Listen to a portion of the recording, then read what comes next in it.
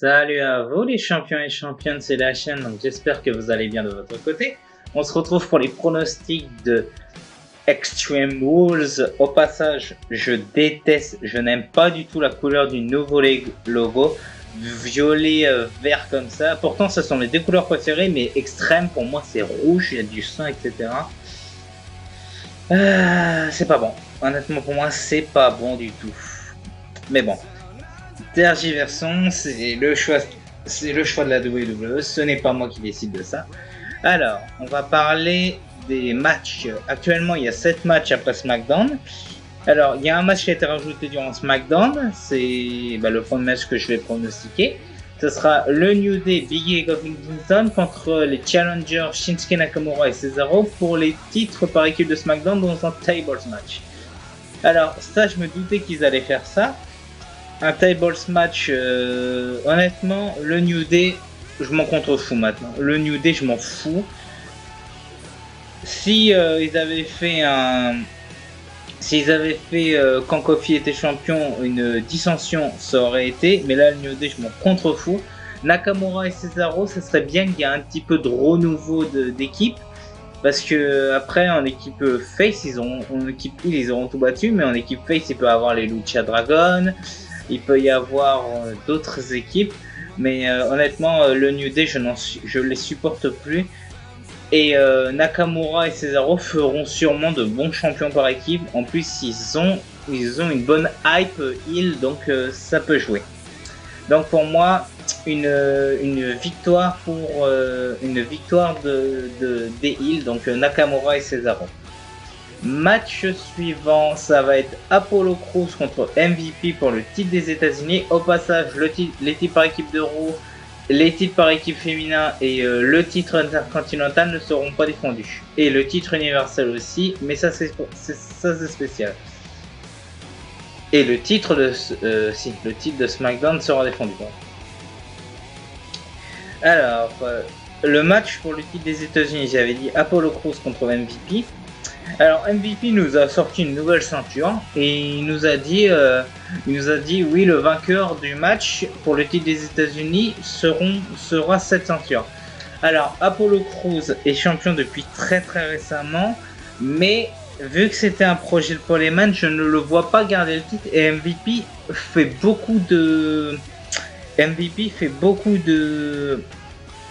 bien agir au public et en plus il est très très bon dans son domaine. C'est un bon manager et ça peut être un excellent champion vu qu'il a déjà été champion des États-Unis. Alors là, je suis très hésitant pour ce match. Je vais quand même pronostiquer une victoire d'Apollo Crews parce que il est champion depuis récemment et après on pourrait avoir un match à SummerSlam Bobby Lashley contre Apollo Crews qui peut être très très cool. Donc pourquoi pas Apollo Crews qui conserve et après il y aura le soldat de MVP donc Bobby Lashley qui va affronter Apollo Crews. Je vois que ça comme truc. Je ne vois pas ce qu'il pourrait y avoir d'autre. Prochain match, on va passer au match féminin. Alors, on aura Asuka contre Sasha Banks pour le titre de Raw. Alors, honnêtement, là il y a 2 scénarios possibles. 3 scénarios. Soit Asuka conserve son titre et Bayley perd son titre. Soit Asuka perd son titre et Bayley conserve, soit Bayley perd son titre et Sasha gagne le titre.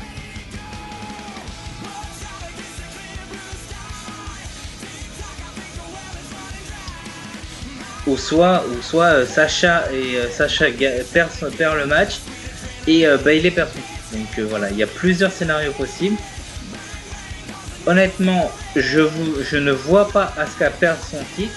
En plus, je sens qu'il risque d'avoir une rivalité avec Baszler vu qu'elle vient de revenir cette semaine. Alors, Asuka, je ne la vois pas perdre contre Sasha Banks. Donc, je vais quand même pronostiquer une victoire de Asuka. Et pour le second match féminin, on aura Bayley contre Nikki Cross pour le titre de SmackDown. Et là, encore une fois, soit Bayley conserve ou soit Bayley perd pour que Bayley et Sasha Banks restent championnes par équipe. Honnêtement, Bayley, ça fait un sacré moment qu'elle a le titre. Nikki Cross est tellement appréciée du public. En plus, elle est tellement hilarante dans les commentaires. Honnêtement, je vais dire Asuka qui conserve et Nikki Cross qui devient championne. Parce que Nikki Cross, honnêtement, j'aimerais la voir championne et en plus, elle est tellement excellente dans son rôle. Il y en a qui l'aiment pas. Je peux le comprendre. Mais moi, Nikki Cross, si elle arrêtait d'être une face et qu'elle devienne une sacrée heel psychopathe, la psychopathe écossaise, comme Drew McIntyre qui est psychopathe écossais. Non, si Nikki Cross devient la psychopathe heel, ça pourrait être très très bien. Bon, honnêtement, donc je vais quand même pronostiquer une victoire de Nikki Cross contre Bayley. Voilà. Alors ensuite, on va passer au match pour le titre WWE. Donc ça sera Drew McIntyre contre Dolph Ziggler. Et pas de stipulation en vue pour l'instant, vu que Ziggler a dit qu'il conserverait sa stipulation durant le show. En gros, il cache la stipulation durant le show. Honnêtement, je vois soit interdit de Claymore, soit un match handicap où Robert Roode revient, soit prise pas de contact et McIntyre n'a pas le droit d'utiliser les prises, mais il va quand même conserver son titre. Vous savez ce que je pense? La stipulation, vu que c'était une stipulation qui n'a jamais été donnée, la stipulation, je vois Ziggler qui dit oui, McIntyre durant tout le match, t'auras pas le droit de me toucher, sinon tu perds ton titre.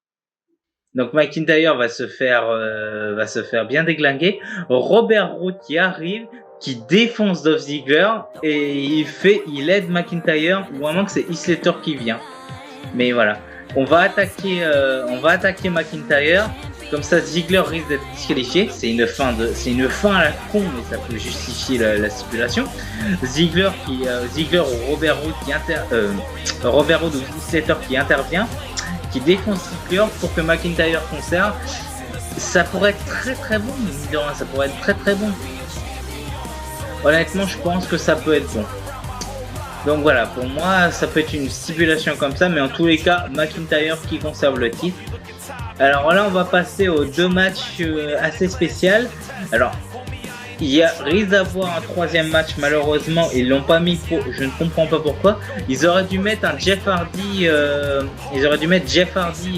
contre Sheamus dans un bar fight, donc dans un match dans un combat dans un bar. Mais ils l'ont pas fait, je sais pas pourquoi, à moins que c'est pas précisé. Mais moi honnêtement je suis sûr qu'ils pourraient l'avoir, qu'ils pourraient être dedans. Alors du coup je disais aussi, donc là on va passer aux deux matchs spéciaux. Donc on va commencer par le Braun Strowman contre Bray Wyatt dans le marais de Bray Wyatt. Alors le titre n'est pas en jeu, donc je ne vois qu'une seule solution, c'est le chapitre 2/3. Tout le monde pense pareil, de toute façon c'est ce que je pensais aussi. Alors le Bray Wyatt qui gagne, alors soit il gagne par rapport à la peur de Braun Strowman, soit il gagne parce qu'il fait intervenir The Fiend à la fin. The Fiend, mais c'est l'ancien Bray Wyatt, le mangeur de monde, donc le chef de la Wyatt Family, la secte, etc. Donc ça pourrait être très très très très intéressant comme style de match. Bon, ça va être un match cinématographique tous les coups, mais voilà. Et là, le dernier match, je pense que ça sera le main event. Vu l'intensité qu'il y a dans cette rivalité, je pense que ça risque d'être le main event. Je ne sais même pas quoi dire de ce match. Un œil pour un œil. Où le but du match est de arracher l'œil de l'adversaire. Alors, je ne sais pas comment ils vont faire pour gérer ça. Alors, il y a deux solutions. Soit Rollins gagne et du coup Mysterio, vu qu'il n'a pas signé, il va aller ailleurs. Soit Mysterio gagne et donc ils veulent éloigner Seth Rollins pour être avec Becky Lynch. Honnêtement, je pense qu'il risque d'avoir une victoire de Rey Mysterio, parce que Mysterio est déjà un œil en moins, donc voilà. Merde, excusez-moi, je tapais le micro. Je pense qu'il risque d'avoir une victoire de Mysterio, mais je ne sais même pas comment ça va se finir le match, et après du coup Rollins va se faire éloigner. C'est quand même bizarre quand même. Je pense que la gimmick de Rollins est mal amenée. La gimmick de Rollins est vraiment mal amenée parce que Rollins il change de personnage juste après Survivor Series. Il devient le Messi. Il change de thème à Money in the Bank. Et là, du coup, il se retrouve dans un match œil pour œil deux mois plus tard. Je ne sais pas trop quoi dire de ce match. Mais je pense plutôt une victoire de Rey Mysterio. Mais je me demande comment ils vont gérer pour faire ça. À mon avis, il y aura un petit peu de montage cinématographique, etc. Mais pour ce match-là, franchement, je ne sais même pas comment ils vont réussir à gérer tout ça. Mais Rey Mysterio contre Seth Rollins, c'est un match que j'attends. Soit c'est un match bien, soit c'est un match pourri, dans tous les cas. Mais je ne sais pas quoi de penser. Donc un œil pour œil match, victoire de Rey Mysterio pour ma part. Mais est-ce que le Messi va partir quelques mois le temps qu'il mette un œil d'ouvert ou je sais pas quoi, ou un mec qui devient borgne? Ça peut aussi, mais honnêtement je sais pas du tout. Ou sinon, troisième solution, il n'y a pas de vainqueur dans ce match, les deux vont être KO et l'arbitre va décider d'annuler le match. L'arbitre va dire simplement on arrête le match et il n'y a pas de vainqueur. Comme ça, Rollins garde son œil, Mysterio garde son œil. Ça peut être un no contest. À tous les coups, je pense que ça va être un no contest parce que ça risque d'être un carnage. Je pense que ça risque d'être un no contest. Bon, en tous les cas, c'est la fin de ces pronostics, donc j'espère que cette vidéo vous aura plu. Dites-moi en commentaire vos pronostics du pay-per-view. Il n'y a que 7 matchs, donc les vidéos sont très courtes.